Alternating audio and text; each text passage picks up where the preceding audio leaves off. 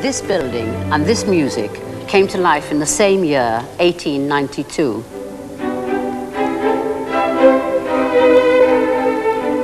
Elgar's music has since become symbolic of Britain's power and prosperity at that time. When this hydraulic pumping station was opened in Wapping, London, it provided power for what was then and for the next 50 years the busiest and most important dock in the world.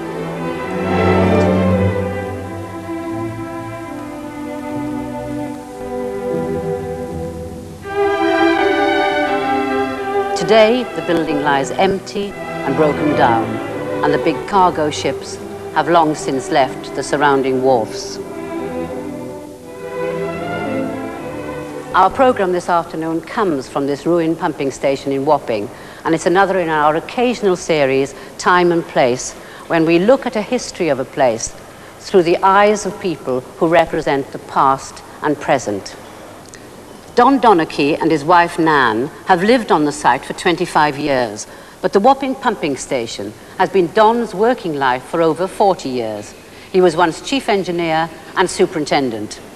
He's retired, but still acts as its unofficial caretaker. I couldn't move anywhere now. No. I'm so close to Wapping and the people, the old people of Wapping. I love them.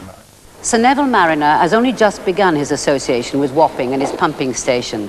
This place will soon become the home of the orchestra he has led for the past 28 years, the Academy of St Martin in the Fields.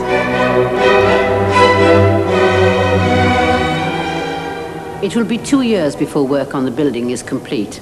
But here today, the orchestra comes together for the very first time to play among the starlings, the pigeon droppings, and the rusting ironwork.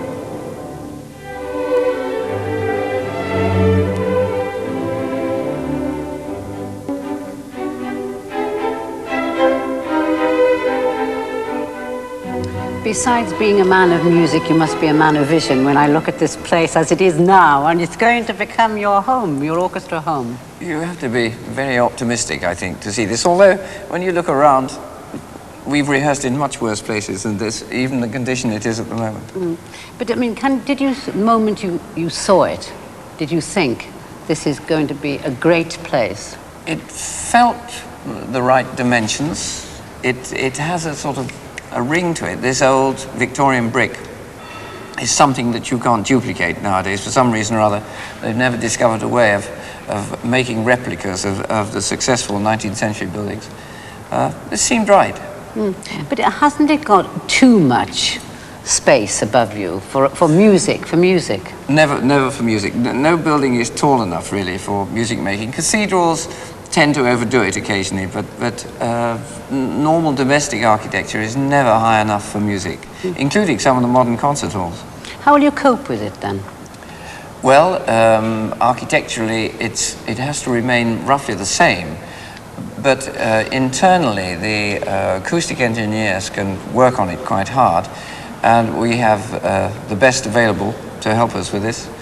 But they'll strip most of this equipment out, leaving some of the basic structures. This heavy steel work will still be here, because it's all really part of the acoustic fabric that we fell in love with when we first saw it. Well, describe your enterprise to me. What is it going to be? This is going to be where your orchestra will have a home, and it never has before, has it? No, we've been peripatetic before. You go from, I mean, one rehearsal in the morning can be one place and in the afternoon another, and you finish up in a different concert hall. This will be where we rehearse, in this particular part of the building here, and in the studio next door will be a very high fidelity recording studio, so that we will be working in one of these two buildings, and when we're in here, we hope that other orchestras or other artistic enterprises will be working in the recording studio.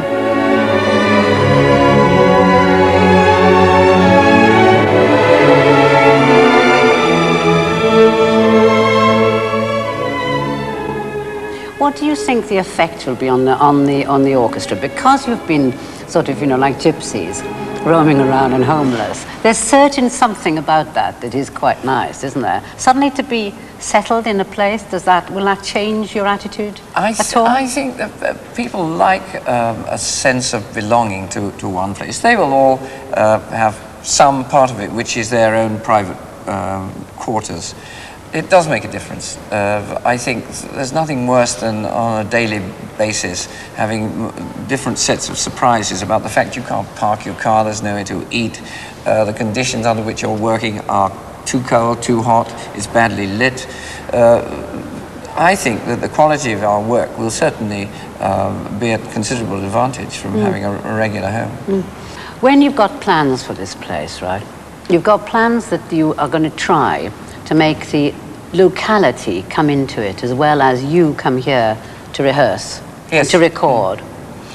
What exactly do you mean? How can they become involved? Well, I think that particularly our sort of music tends to be a little bit exclusive. People are a little bit nervous as soon as you mention classical music, symphony orchestras, chamber orchestras.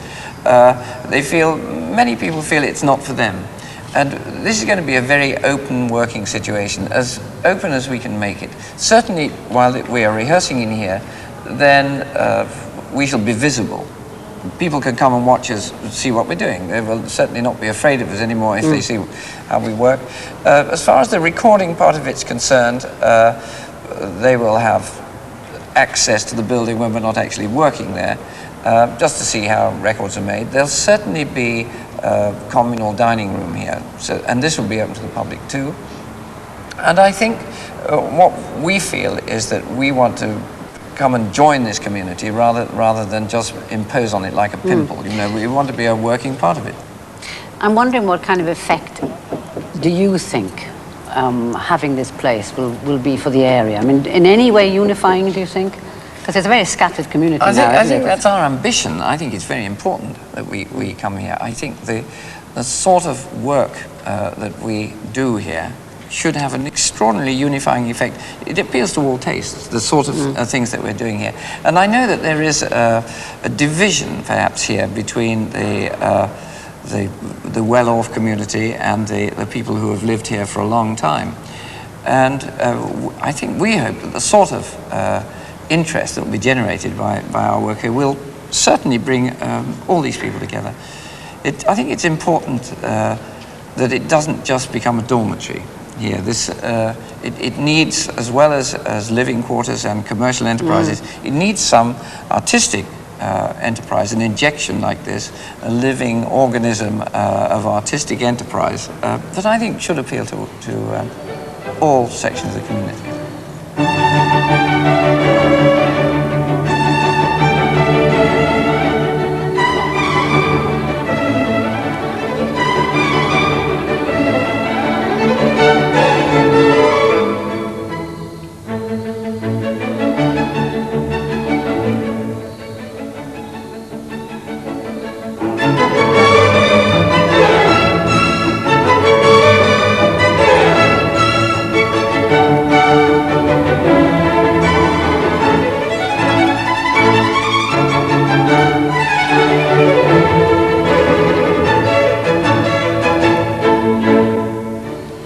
Don, we're standing in the ruins of a place that must have meant a hell of a lot to you in your life.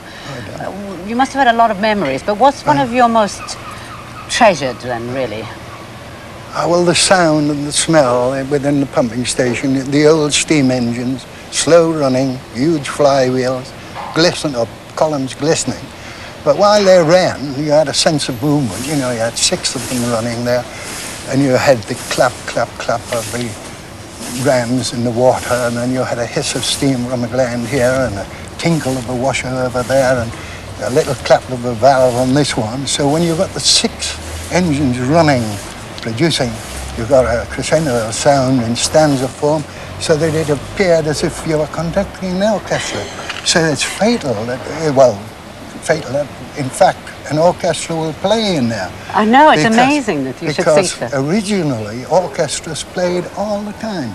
You could conduct pomp and circumstance there to the sound of the engines. It was great. Did you actually conduct? I did. I have done many times to various tunes. the sound of the steam pumps running. It's beautiful. Yes, you know, Do you remember 1947, which is when your first time there? Yeah. Yeah. What do you recollect it for me? Well, the entering the engine room was, to me, just like going into a ship's engine. And I'd spent all my apprenticeship working on steam engines similar to those, except they were ram-driven pumps as opposed to reversing engines as on ships. So that I was back in an aura that I was familiar with. I felt like that. And of course, the place was spotless. The men all had their particular roles to play. And I was delighted because I was back in my own environment.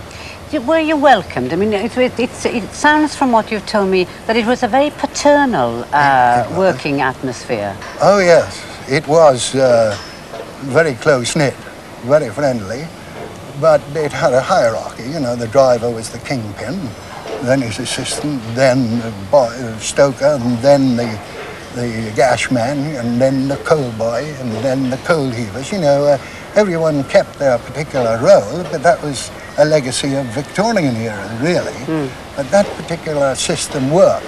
Everyone was afforded a star for every 5 years of service. In fact, I had 5 stars when I closed.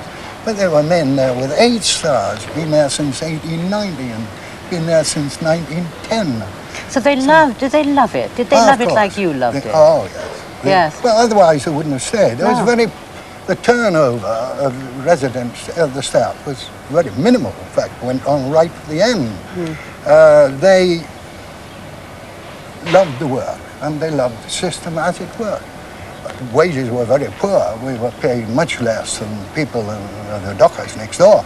But they were always in industrial turmoil, whereas we had this regular work. In the winter, when it was cold, we had internal work to do. Engine repairs, boiler repairs, etc. When it was warm and sunny, cleaning out the tanks, cleaning out the reservoir. So the whole job became a matter of routine, but you had the changeover shifts, and so you met different people. Now when I arrived, there was a mixture of the old established men who had been there about 40 years.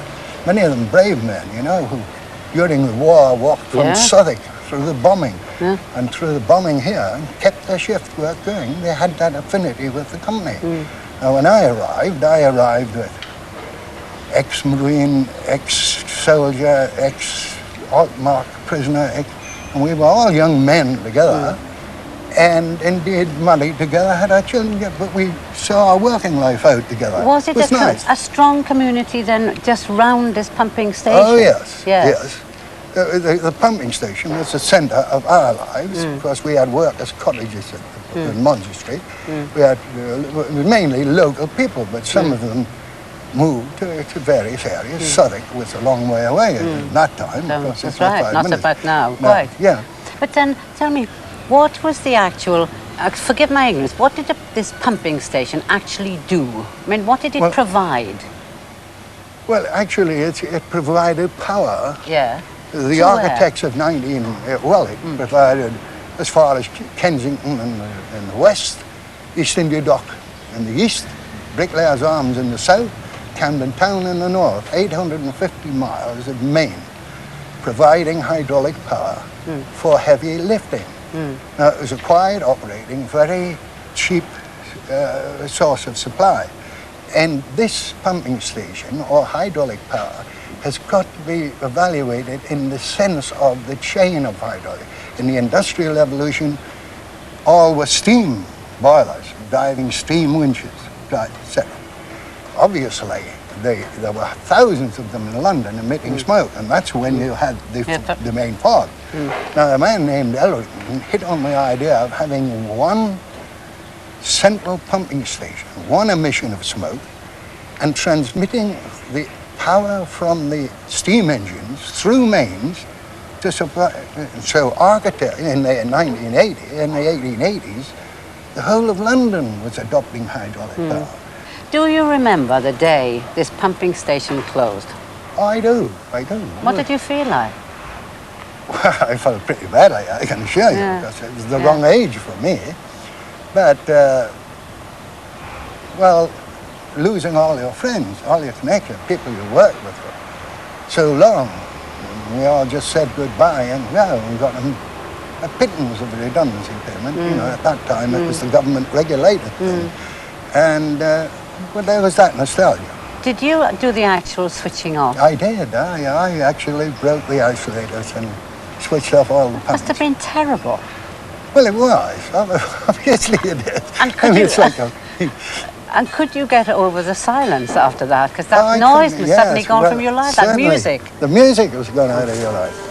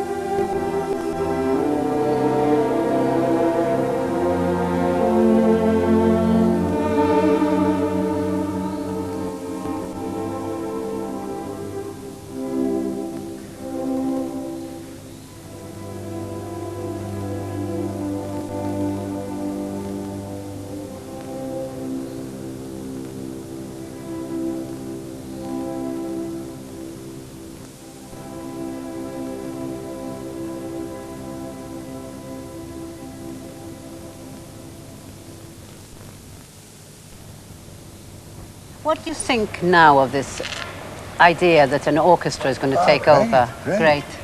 The walls will reverberate with sound. Again. And I suppose a ghostly driver who used to go around with an oil can, you know, feeding the air, will probably be oiling the elbows of the violinist and the cello player, you know, that type of thing. New music, new music. Yes. Will you stay around yourself? What will you do? Well, I couldn't move anywhere now. No. I'm so close to Wapping and the people, the old people of Wapping. I love them. It was a small village community when I came here, but now, of course, it's yuppies and high buildings and things like that. Well, does that distress you, or do you No. adapt? I adapt to anything, but it doesn't distress me, and I'm delighted rather than see the gradual decline of this. I mean, that space over there was just derelict and a dump. That place over there was you know, nothing, you know, a load of old carbide sheds. But now it's something. I think it's great, great. So the area around the Wapping pumping station is now coming to life again. The building may no longer provide the power to lift Tower Bridge, but when the new work is completed, it'll play a different but equally important role as a centre for music for the new and the old residents of Wapping. When I talked to Don Donachie, you know him, don't you? Of course. Well, when he was talking to me earlier, he said that when he used to come in here and hear the music of the machinery, which has been quiet for many a year now, I just wondered whether that sort of continuation is quite romantic, really, isn't it? I think it is. Just seeing all this inert machinery here, there's a sort of there's a hidden pulse here somewhere. Anyway, you know, it's just at the moment it's dormant. But I think it'll be very interesting to get the beat going again here.